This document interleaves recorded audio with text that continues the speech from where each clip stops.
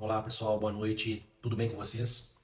Estou muito feliz de fazer essa transmissão aqui agora para vocês e é um assunto muito importante, absolutamente importante, fundamental. Obrigado, meu amor. Minha filha adolescente me trouxe uma água, né, meu amor? Obrigado. Um assunto muito importante, um assunto fundamental, um assunto que já move meu coração já há muito tempo, há muitos anos, e é um assunto que infelizmente é muito desprezado nos nossos dias. Desprezado nas igrejas, desprezado nas escolas, desprezado nas festas, desprezado nos clubes, desprezado nos esportes. E raramente a gente encontra alguém com entendimento para lidar com isso de maneira clara, né? E obrigado, André, obrigado. A gente precisa renovar a nossa mente. É isso que o apóstolo Paulo nos ensina, não é verdade? E o mundo tem para oferecer para a gente muitos conceitos que nem sempre são verdadeiros. Para não dizer que todos levam para o engano. Nós que somos nascidos da luz, nós que somos nascidos de Deus, nós precisamos enxergar o mundo como Deus enxerga. Nós precisamos buscar essas coisas. A gente precisa pensar como Jesus pensa, né? Não como ele pensaria, como ele pensa. A gente tende a achar que Jesus está lá no trono, né, sentado à destra de Deus, e está descansando, né, com uma coroa na cabeça, né? Mas Jesus está trabalhando, queridos. Ele está vivo, ele está aqui agora, comigo e com você. E eu espero em Deus, de verdade, que você seja tocado por essa palavra, como eu tenho sido, né? Então, como eu disse, já tem um tempo que eu tenho esse incômodo no meu coração. Quando eu e Pamela, aliás, antes disso, né? Quando eu era solteiro, eu participava das atividades da igreja, sempre procurei me envolver com atividades da igreja. Eu me lembro, até hoje, de um dia que eu estava numa sala de aula de crianças, né? Ali, 6 a 8 anos, e eu estava monitorando ali os meninos, enquanto uma irmã ministrava o ensino. E tinha um filho de um cara que estava visitando a igreja. Um menino que não era crente. Né? Ele deu um porradão numa menina, mas ele encheu a mão assim mesmo, né? Ele deu um soco na cara dela. Eu assim, meu Deus, né? Eu coloquei a mão no ombro dele na hora. Eu falei assim, cara, você não pode fazer isso. Não pode bater em menina de jeito nenhum, você tá doido. Ele olhou pra mim assim, com a cara assim, assustado, né? Acho que ninguém devia ter falado com ele aquilo antes, né? Mas eles perdoaram ali na hora, já voltaram a brincar. Uma coisa assim, impressionante, né? As crianças têm um poder de perdão impressionante. Mas no final dessa aula, a, a professora, ela quis encerrar com uma oração, aquela coisa padrão. Não me entendam mal, tá? Eu e Pamela sempre questionamos o padrão, porque não existe um padrão para o espírito. A gente, a gente tem padrões demais nos nossos dias, né? E havia uma estrutura, né, uma administração, um tempo, um time, era preciso fazer uma oração naquela hora. Quando a professora falou, vamos orar agora, né? O menino virou, ele falou assim, mas eu não acredito em Deus. E eu olhei para o menino, olhei para a mulher do pastor, falei, fala com ela, né? Para interromper. Aqui, ó. Ela olhou para, não fez nada, ficou sem reação. A mulher continuou a oração dela lá, terminou. VaptVult, para não atrasar o culto, né? Que existe um culto ao culto, né? Como se Deus tivesse um horário para cumprir conosco. E aquilo me tocou de um jeito muito drástico, né? Eu olhei para aquilo e falei, meu Deus, isso não está certo. E aí eu comecei a ver a importância de você ser um tutor de crianças, né? Um tutor de adolescentes, de jovens. E eu fiquei bastante assustado com aquilo, né? A falta de tato daquela pessoa. Uma mulher crente, tá? Mas ela não teve a visão, assim, mais elementar, né? Eu sei que passam uns anos, eu comecei a ensinar também para crianças mais velhas. E aí, já casado com a Pamela, a gente começou a dar aula de escola dominical para crianças de 8 a 12 anos. Então, essa preocupação, esse olhar de preocupação com os novinhos, quando a gente está envolvido no reino, é um negócio muito real, né? Não tem como você não se importar com uma geração inteira que está chegando para ser influenciada e influenciada. E aí, eu queria trocar uma ideia com vocês sobre isso essa noite, tá? Bom, quando a gente pensa num bebê um bebê que você possa ter tido, alguém próximo. Um bebê, desde que ele nasce, é esperado que esse bebê aprenda.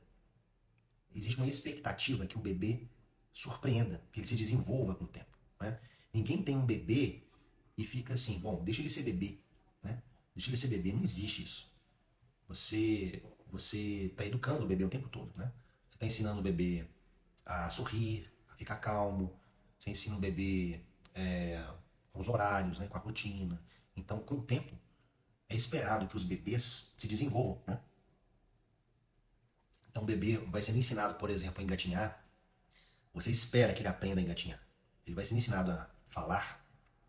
É esperado que o bebê comece a falar. Né? Então, a gente espera, a gente cria expectativas em cima de bebês. Nós trabalhamos para isso, aquela coisa toda. E aí, de repente, o seu bebê cresce, né, vira uma criança normal, né, e você coloca uma escolinha. E é de se esperar que a escola faça todo o trabalho para você. Né? Que ele aprenda, que ele se desenvolva, que ele aprenda a ler. E por aí vai. E aí, gente, quando a gente chega na fase do adolescente, é um negócio meio bizarro, né? Existe uma ruptura das expectativas que virou chacota, virou piada, né? A gente pode fazer uma pesquisa no Google, adolescentes e reticências, né? Não vai aparecer coisa muito legal, né? Se você fizer isso algum dia, adolescentes e namoro, adolescentes e sexo, adolescentes e drogas, adolescentes e rebeldia, adolescentes e etc, etc, né? Bebidas, festas, limites, né? São coisas que não existiam no passado. Então esse termo adolescente é um termo muito moderno. O adolescente ele não tinha nome há não muitas décadas atrás. E quando você vai para a Bíblia, você vê que existe uma diferença entre crianças e adultos. E aí a gente pode especular aqui quando é que uma criança vira um adulto. Né? A gente tem a questão do tempo das crianças que atingem a idade da razão, que seria os 7 anos de idade. E aí a minha mulher apareceu aqui. E aí com 7 anos de idade, ele atinge a idade da razão. Né? A idade da razão, ela passa o que aquela criança ainda de idade muito tenra, ela começa a desenvolver melhor muitas coisas, né? Um raciocínio lógico, aquela coisa toda. E em outro trecho, a gente lê que existia uma idade aproximada, né? Mas de idade bélica, né? Idade em que uma criança se torna um homem apto para ir para a guerra, consegue segurar já uma lança, consegue segurar um escudo, né? E o apóstolo Paulo, lá no Novo Testamento, ele traz para a gente um trecho muito interessante. E ele fala o seguinte: olha, quando eu era menino, eu cogitava das coisas de menino, falava de coisas de menino, pensava como um menino. Quando eu virei um homem, eu comecei a fazer coisas de homem. E esse versículo, ele parece tão claro pra gente, né? Mas hoje, não faria muito sentido a gente acrescentar nada ao que está escrito já na Bíblia, né? A própria Bíblia fala que a gente não acrescentar nada ao que está escrito. Mas hoje, nós, de maneira inconsciente, talvez, a gente está dizendo o seguinte: olha, quando eu era menino, eu fazia coisas de menino. Quando eu era adolescente, eu fazia coisas de adolescente. Quando eu era jovem, eu fazia coisas inerentes a jovens. Quando eu era adulto, eu comecei a fazer coisas de adulto. Quando eu era velho, comecei a fazer coisas de velho. Não é isso que está escrito. Né? Então, biblicamente falando, ou você ainda é criança, ou você já é um adulto. Eu acho que todos vocês aí vão de convir comigo que vai ser difícil acrescentar isso nos estudos bíblicos, né? Todas as pesquisas que a gente possa fazer, todo tipo de teologia aplicada a esse assunto, a gente vai ficar bastante limitado se a gente quiser encaixar um adolescente em algum lugar. Né? E a gente, voltando aqui, né, ao termo adolescente, a gente precisa encarar algumas coisas, a gente precisa entender que esse termo, por não ser bíblico, ele também não tem um fundamento espiritual. Né?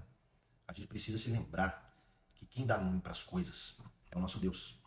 E ele deu para nós, que somos nascidos dele, uma capacidade semelhante a ele de começar a colocar ordem naquilo que está caótico, colocar uma ordem naquilo que não está claro, e sermos uma referência para alguém que possa estar confuso. Né? E aí, quando a gente começa a falar sobre isso, né, pode parecer um pouco sem sentido esse nadar contra a maré tão drástico, né? Outro dia mesmo aqui em casa, eu tava conversando com minha filha, e aí tava naqueles dias, né? Pedi uma coisa pra ela, pai, eu sou adolescente, eu tenho 14 anos, né? Você, eu tô na fase do rolê, né? Do descanso. E eu olhei pra ela assim e falei, cara, ela não tá aprendendo isso com a gente, né? Tá aprendendo isso com alguém lá fora. Mas esse alguém lá fora é uma multidão. E não é só pessoas, não são só os amigos, não são só os colegas, né? Existe uma estrutura hoje no mundo brutal para que mantenham, né? Para que se persevere uma, uma geração inteira de consumidores. E hoje o adolescente é um grande consumidor. Eu me lembro quando uma banda que eu gosto muito, bom, eu gostava, né? O Angra, fez um show em Belo Horizonte. E eu já tinha meus 20 e poucos anos. E eu falei, cara, eles vão tocar aqui, eu quero ir no show deles. E um amigo meu de igreja foi comigo pra esse show, né? E é muito estranho, né? Que você chega num show, vocês devem ter percebido isso já. O show, ele foi feito para um adolescente, gente. É meio bizarro isso, né? Um show de uma banda, pode ser uma banda até mais antiga, mas o show, ele chama a atenção do adolescente. Você não vê muito adulto em show. Até que eles fazem algumas apresentações em casas fechadas. Eles, assim, as bandas, né? Fazem apresentações em casas fechadas, algum evento assim, específico. Uma noite, assim, né, mais tranquila. Mas... E eu me lembro que eu já com 20 e poucos anos, eu falei assim, gente, eu tô aqui porque realmente eu quero muito ouvir a banda, né? Porque não tinha lugar pra gente lá, era um negócio assim. E com uma banda de rock, então aquela meninada toda lá de preto, né? Tinha um pessoal com óculos escuro, 10 horas da noite. Coisa do adolescente, né? A gente já começa a trazer aqui agora pra conversa algumas características e manifestações que a gente entende que é de um adolescente. De um adolescente. Mas, veja, isso não é uma coisa natural do adolescente, porque ele é adolescente. Existe uma guerra cultural brutal para continuar idiotizando os nossos jovens, até sei lá quando. O termo adolescente hoje, ele define um jovem de 13 a 19 anos, mas pensando na questão do adolescente como sendo um movimento cultural, como alguns têm pregado lá fora, na Europa, então a idade do adolescente poderia ir até 26, 24 anos de idade.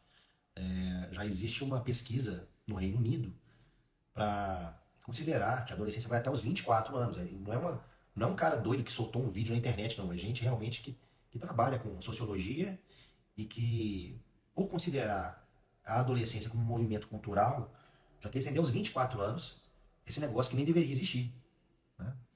Então, eu não sei, vocês são muito calados, gente. Eu tô falando aqui sozinho e eu queria saber o que vocês estão achando do que eu tô falando, tá bom? Então, se esse termo não é bíblico, se isso é uma coisa da cultura do mundo, o que a gente está fazendo? Beleza. O que a gente está fazendo com relação a isso? Será que nós, pais e mães, não estamos tendo parte na idiotização dos nossos jovens? Será que não? Ah, obrigado. Venham pela Pamela, por favor. Eu não sou muito interessante, não. Venham por ela. Será que a gente não está idiotizando nossos filhos, nossas filhas? Vou contar um caso para vocês aqui muito breve, tá? Um cara chamado George nasceu em 1732, salvo engano. E esse jovem, aos 11 anos, perdeu o pai morreu. E aos 17, pois é, Roberto, exatamente. Aos 17 anos, ele assumiu um trabalho bem puxado. Ele tinha que fazer uma varredura, ele era norte-americano, tá? Não existia os Estados Unidos na época, mas ele nasceu lá em cima, naquelas terras do tio Sam, e ele assumiu um trabalho aos 17 anos muito difícil. Ele assumiu um trabalho para fazer varredura nos limites dos territórios daquela grande região norte-americana. Ele só tinha um cavalo e ferramentas muito pesadas, correntes pesadas, né, instrumentos pesados. Você imagina, quase 300 anos atrás, né, está caminhando para isso, quase 300 anos atrás, não existia alumínio como tem hoje, né, plástico. Então, realmente o George, ele assumiu uma coisa pesada. Não era um trabalho nem para qualquer homem, tá? Certamente o George andava armado. Ele deve ter se deparado com muitos indígenas durante esse trabalho, fazendo mapeamento, isso sozinho, né? Ele ficou 3 anos fazendo isso, gente. Dos 17 aos 20 anos de idade. Ele ficou 3 anos sozinho nessa empreitada. E aí, depois desse tempo, promoveram ele para outra função, outra responsabilidade. E a coisa foi desenvolvendo. Ele se envolveu com muita coisa. E esse George, ele virou o George Washington. Ele virou o primeiro presidente dos Estados Unidos da América. O primeiro presidente. Ele começou muito cedo. E como ele, também existem relatos de outras, vamos dizer assim, outros adolescentes, né? Que começaram cedo. Eles começaram muito cedo. Adolescentes que começaram a trabalhar longe dos pais muito cedo. Uma história também de outro jovem norte-americano, David. E o David, ele começou, ele se alistou nas forças navais aos 11 anos de idade. E aos 12, ele já estava presenciando batalhas. Sabe aqueles filmes que tem tiro de canhão de um barco para o outro? Aos 12 anos, capturaram um navio inglês e o capitão do seu barco nomeou ele para chefiar o barco do inimigo aos 12 anos de idade, inclusive considerando que lá tinha um capitão britânico velho, né? E ele liderou, inclusive o capitão britânico velho, que tentou intimidar ele, né? Dizendo que ele ia dar um jeito de descer na sala dele e voltar armado. E ele falou: se o senhor voltar armado, o senhor vai morrer. Nós vamos ter que matar o senhor. E esse cara cresceu, esse cara explodiu. Ele virou um cara monstruoso quando o assunto é expansão territorial, guerra e tudo mais, né? Eu tô vendo mães de meninas falando aí, né? Ô Daniel, beleza, Daniel? Isso é muito verdade. Um ambiente de trabalho, pessoas com 20 e poucos anos se comportam como crianças crescidas, ações infantis egoístas. São os adolescentes, né? Tem um filho de 12 e realmente estamos auxiliando na idiotização. Tento fortalecer a vontade e esforço do meu filho, mas não é fácil. Só Jesus. Bênção. Tá com a gente, Herdeiros da Luz, né? Meu aluno, graças a Deus. Estamos mimando e poupando, né? Os adolescentes. Situações onde seriam formados e moldados. Sim. A Pamela já chegou matando, né? Maria tinha 16 anos quando disse sim para receber o Messias. E nem casada era. Maria era brutal, né, gente? Maria não tem base, não. Aqui tem uma aluna filha próxima de adolescência, filha de 14, né? Tem uma história de uma menina também muito legal essa história, gente. A menina, ela, aos 11 anos, o irmãozinho dela caiu do telhado, tá? Ela cuidou do irmãozinho dela por 2 anos, porque antigamente não tinha prótese, não tinha gesso, né? Era só pau, né? Madeira, corda. Ela cuidou do menino por 2 anos. E essa coisa que Deus colocou no coração dela de cuidado foi crescendo. E ela começou a cuidar das pessoas do povoado dela, né? Durante a Guerra Civil norte-americana também, para variar, né? Ela cuidou de centenas de soldados que estavam sendo baleados. E ela fundou a Cruz Vermelha. Ela fundou a Cruz Vermelha, queridos. Uma menina de 11 anos que de repente começou a cuidar do irmão. Eu queria trazer para vocês isso, porque isso é muito grave. O que a gente vive é muito grave. A estrutura escolar, ela já está postergando a formação dos nossos filhos para muitos anos. Muitos anos. E a gente às vezes olha para aquilo e fala assim, cara, então tá, né? Então se o meu filho vai ficar vamos chutar aqui, tá? Até os 19 anos na escola, para depois entrar na faculdade, paciência, né?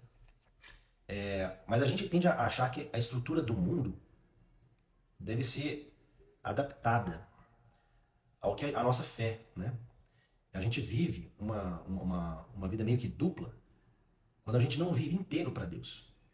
Então, se eu posso viver minha vida sem comprometer os compromissos do mundo, e aí reticências, será que a gente não está se deixando moldar por isso? Será que a nossa fé ela tá tão pequena assim que a gente está agora desesperado para conferir na faculdade? O que a gente está disposto a fazer, né, para a gente tomar a forma do mundo?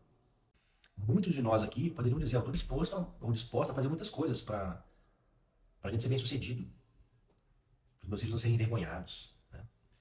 Mas e se fosse o contrário? Porque o contrário é o nosso chamado. O nosso chamado, ele é muito verdadeiro, ele é muito real. O nosso chamado não é para a gente tomar a forma do mundo. O nosso chamado é contra a cultura. É contra a cultura, queridos. A gente tem que parar de ficar olhando para a estrutura que estão vendendo para a gente e descansar nisso. Descansar nisso é uma omissão da nossa parte. Vocês entendem o que eu estou falando? A Roberta dando testemunha. Meus irmãos sempre ajudaram meu pai no serviço do sítio. Hoje são rapazes trabalhadores e maduros. Por que será, né? Será que foi sorte? Será que foi sorte, Roberta? Acho que não, né? Homens, exatamente. E aí a Pamela deu um comentário que uma vez eu vi que era um absurdo ter muitos filhos, porque numa família grande os mais velhos ajudam nos cuidados dos mais novos. E isso não era justo. Isso não era justo. Justo é ter um só para ele ser bem egoísta. É, exato. Então, queridos, eu queria que vocês repensassem isso. Eu vou trazer um exemplo agora recente para vocês. Todo mundo sabe dessa história. Todo mundo aqui conhece o Arnold Schwarzenegger, né? Todo mundo conhece o Arnold, né, gente? Vocês sabem que o Arnold, eu não vou falar o nome dele, o sobrenome dele de novo, não. Vocês sabem que o Arnold, ele ganhou um prêmio de Mister Universo. Vocês sabiam disso? O prêmio Mister Universo, se não me engano, foi inventado depois que ele apareceu. Ele ganhou um prêmio de Mister Universo. O prêmio de Mister Universo é o prêmio de homem mais forte do mundo, tá? Arnold Schwarzenegger. Ele ganhou um prêmio do homem mais forte do mundo. Isso tem já um tempinho. Isso deve ter o quê? Uns 40 anos. 40 anos ou mais. Ele tá mais velho, né?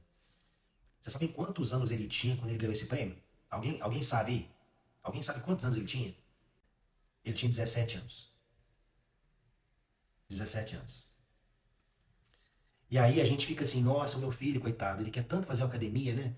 Ele só tem 14 anos. Eu acho ele muito novinho ainda para isso. Nossa, minha filha, ela queria tanto trabalhar com moda, né? Ela gosta de assistente de costura, de se vestir bem, mas ela só tem 13 anos. Vocês entendem como que é meio bizarro esse pensamento? Eu tenho um senso protetor muito chato. A Pamela sabe disso. Eu sou muito chato. Hoje minha filha passou o dia, a tarde no clube. Ela combinou com o pessoal, amigas dela, e eu falei, olha, quem que vai ser o adulto? Ah, fulana de tal, vou com a mãe dela. Então tá bom, você pode ir. Eu busquei ela lá hoje, no final da tarde, né? Minha filha tá com 14 anos de idade. Então tem um lado meu que sabe, assim, que tem muita gente ruim no mundo, né? E esse meu lado protetor, ele não abre mão de um adulto numa situação dessas, né? Ela não tá sob meus cuidados, ela tá muito longe. E tem muito doido hoje em dia, né? A gente vive uma... A gente vive um tempo que as pessoas não andam muito bem mentalmente. Você deve ter percebido isso, né? Mas eu não privaria minha filha de trabalhar, absolutamente. Aliás, eu estou persuadindo ela a trabalhar com a gente já tem 2 anos, né? Já investimos nisso, inclusive. E no momento certo, né? Vai aparecer, mas eu vou sempre empurrar para isso, queridos. Eu me lembro que eu comecei a trabalhar com 13 anos de idade, né? De maneira muito informal. Meu pai não me deixou trabalhar, eu queria muito trabalhar, mas meu pai não me deixou trabalhar. E ele começou a passar serviço para mim, dele, da empresa dele, coisas que ele não sabia fazer, né? Meu pai era de uma geração que ele podia ter a idade, ele parecia um avô, tá? E ele tinha um trabalho muito específico de fotografia. Eu não tinha como ajudar muito ele. Mas aí veio ó, o computador, e com o computador, com o scanner, eu consegui começar a ajudar meu pai, aos 13 anos. Eu ajudei meu pai dos 13 aos 26. E eu acho muito legal, eu acho muito importante isso, né? Você entender o que teu filho gosta, conversar com ele, né? E começar a falar, olha, o que você quer fazer? E se ele não souber, você dá um empurrãozinho, sabe? Às vezes seu filho tem uma aptidão para trabalhar com uma coisa, você vê que ele gosta de uma coisa, e você tem alguém próximo que trabalha com aquilo, né? De repente você leva teu filho lá um dia, passa um dia aí com o tio, ajuda ele no trabalho dele. Sabe aquela coisa que você dá um empurrãozinho? Você não precisa começar já quente, já assim, fazendo carteira de trabalho, como minha mãe fez pra mim, né? Eu dei uma carteira de trabalho, gente, tava com 13 anos de idade, um espinho no nariz, assim. Ela só foi carimbada 5 anos depois. Então não é sobre você ter uma carteira de trabalho agora, né? Tira da sua cabeça essa coisa de CLT, essa coisa de estrutura. Tira isso da sua cabeça. Dá um empurrãozinho no teu filho, na tua filha. Sabe? O potencial que eles têm é gigante. Uma das lamentações que o Olavo de Carvalho fazia é que todos os grandes movimentos da história que foram ruins foram liderados por força jovem. Então ele sempre criticou os jovens liderando movimentos, né? Só que o Olavo nunca conviveu com um jovem de Jesus. O Olavo nunca viu filhos de Deus trabalhando juntos em prol do reino. Ele não tinha como dar esse testemunho. E a gente carece disso, a gente carece de jovens fazendo grandes coisas. Tá? Diz que hoje em dia a adolescência vai até 25 anos, 25 ou 26, dependendo do psicólogo que você conversa. A Pamela, mais uma vez, com 15 eu pegava um ônibus às 6 da manhã para ir para uma indústria. Ficava o dia inteiro lá, de lá para a escola, chegava em casa às 11h30. A Pamela com 15 anos ela já fazia isso mesmo, gente. Né? Alguma coisa aconteceu, né, da nossa geração para a geração que está hoje. E não foi uma coisa natural não, queridos. Roberto, vejo mães quase morrendo porque o filho escolheu carreira militar. Eu já falei com os meninos várias vezes aqui em casa, né, que eu não vou privá-los disso, a não ser que não sejam rejeitados. Não privarei eles de jeito nenhum disso. Né? A Aline também começou a trabalhar aos 14 anos. E aí, gente, o que a gente vai fazer com nossos filhos? Com as nossas filhas? A geração de adolescentes hoje é uma geração de consumo. São eles que vão para os shows, são eles que estão curtindo, né? Eles que estão seguindo, eles que estão no TikTok, horas e horas, né? Eles que estão comentando, eles que estão vivendo intensamente. A nossa vida hoje ela é tão fácil, ela é tão abençoada em tantas coisas, né? E são tantas facilidades. Hoje tem internet. São tantas facilidades, gente. Você não precisa colocar teu filho para trabalhar no arado, não, sabe? Seu filho tem que aprender a serrar madeira. Tem tanta coisa para fazer. Mas se ele fizer, vai ser uma bênção para ele. Uma bênção. Grandes homens foram formados assim. A Roberta, mais uma vez, os pais se matando para sustentar esse consumismo e falta de compromisso. Então, vê, qual que é o sentido disso, gente? Eu lembro que assim, quando eu era adolescente, eu tinha meus desejos, eu queria ter minhas coisas, né? Mas era num nível muito, muito menor do que os adolescentes dos nossos dias. Era muito menor, né? E aí o que acontece? Por que é um mito a adolescência? Em primeiro lugar, porque esse termo é moderno. Em segundo lugar, porque o que se espera de um jovem hoje? Nada que preste. Nada que preste, é o que o mundo fala. Então o jovem, quando ele entende a situação dele, quando ele entende o contexto que ele vive, quando ele entende que tudo tem um monte de coisa legal para ele curtir, tem tanta música para se escutar, né? Tantos filmes para assistir, tantas séries, é tanto deleite, é um estado de férias sem fim. Então a impressão que o adolescente tem é que aquilo não vai acabar, né? Ué, eu sou jovem, né? Eu tenho todo o tempo do mundo. Será que tem mesmo, né? E aí você vê aí os homens já com 20 e poucos anos, 30 e poucos anos, homens que ainda não se resolveram, homens que não estão com planos para se casar, homens que não estão querendo responsabilidades. Onde é que nasceu isso? Quando nasceu isso?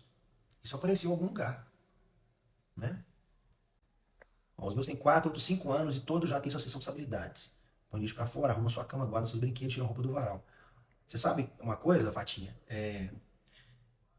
Recentemente, teve uma pesquisa que foi feita e foi publicada na internet. E aí, falando sobre coisas para se esperar de um adolescente, né? Adolescente. Então, os seus filhos têm 4 e 5 anos fazendo isso, né? Nos Estados Unidos hoje, um adolescente com menos de 16, 17 anos, é esperado dele só que ele, via de regra, tá? Faça sua cama, se limpe sozinho e respeite os pais. Ele tira a carteira aos 16 anos, 17, dependendo da condição. Além dessas 3 básicas aí, deixar o carro limpo, manter o carro limpo. São as expectativas que uma pessoa normal tem num adolescente norte-americano. Já pensaram nisso? Agora, por que a expectativa está tão baixa assim com o adolescente? A gente está deixando o mundo estruturar a nossa vida. Nós estamos deixando o mundo estruturar a nossa família. Então a gente tem que ter esse olhar, tá? Eu queria provocar vocês para esse olhar, porque a adolescência é um mito. A adolescência é um negócio bizarro, pós-moderno. Um negócio que não devia existir.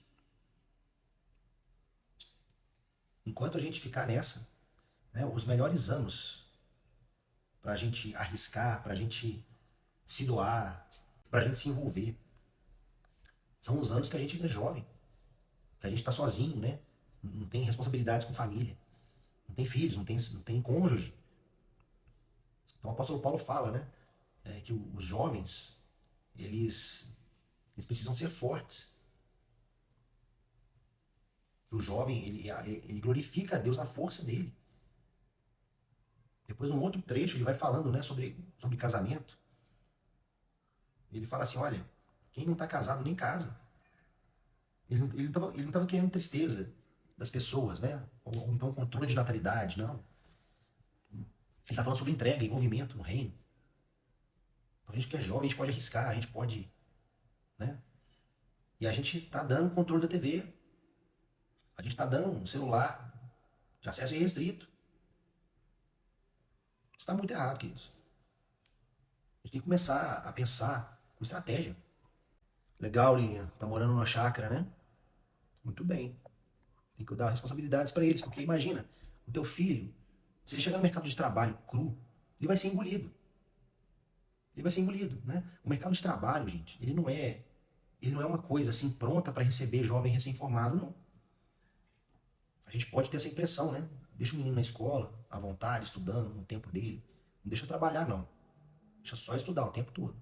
No tempo que ele terminar, né? Ele entra numa empresa. Quem disse que a empresa vai contratar seu filho? Quem disse que vão contratar sua filha? O que ela vai ter para oferecer? O que ela fez para se desenvolver? É mais um adolescente cru que não sabe de nada. Vocês estão entendendo? Será que eu estou viajando, gente? O que vocês acham aí? A Roberta e a Tânia estão concordando comigo, né? A Pamela também. A Pamela concorda comigo, tá, gente? Você fala de dar trabalho para um adolescente, vai ter gente que vai arrepiar todo, né? Mas como assim? Trabalho. Adolescente tem que estudar. Tá, vai estudar e o que mais? Vai só estudar? Vai ser médico, neurocirurgião aos 20? Vocês estão entendendo? Vocês estão entendendo, queridos? Não é uma quanti... não é um conjunto de qualidades que definem uma pessoa madura, uma pessoa que é capaz, porque para você trabalhar, você tem que ter inteligência emocional, você tem que ter inteligência relacional, você tem que saber algumas coisas básicas, sabe? E o problema é que essa turminha está chegando no mercado, eles querem muito trabalhar.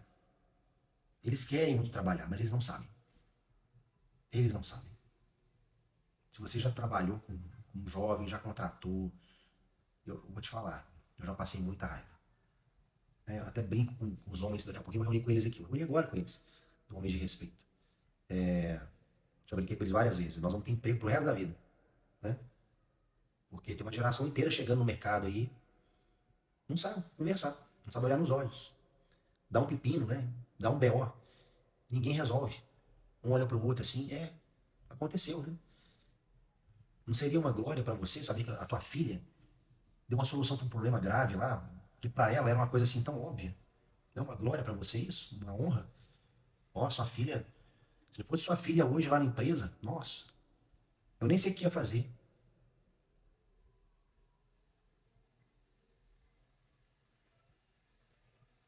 Então, gente, não dá, não tem condição. A gente tem que ter estratégia. Nossos filhos precisam ser astutos. Tá? Então, se você nunca pensou nisso, coloque isso diante de Deus. Amadurece esse negócio, amadurece essa ideia. Eu estou com um projeto para adolescentes, né, a partir de 13 anos de idade. Hoje eu soltei a segunda aula para eles. E você sabe por que, que eles gostam do que eu falo? Por que as pessoas reconhecem que eu consigo falar para adolescentes? É porque eu não idiotizo os adolescentes. Eu converso de igual para igual. Eu quero ver um homem ali, eu não quero ver um menino. Não, mas ele tem 13 anos, sim. Ele tem inteligência, ele tem uma alma, ele tem uma fome dentro dele, na alma dele.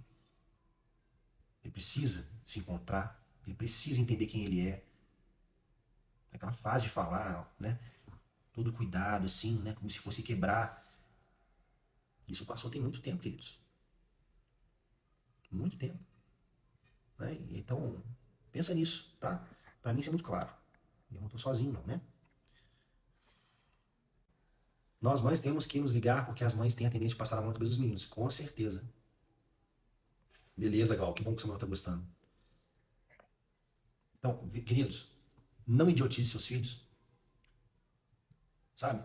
Não priva teus filhos de um amadurecimento dentro de casa. Não priva seus filhos disso.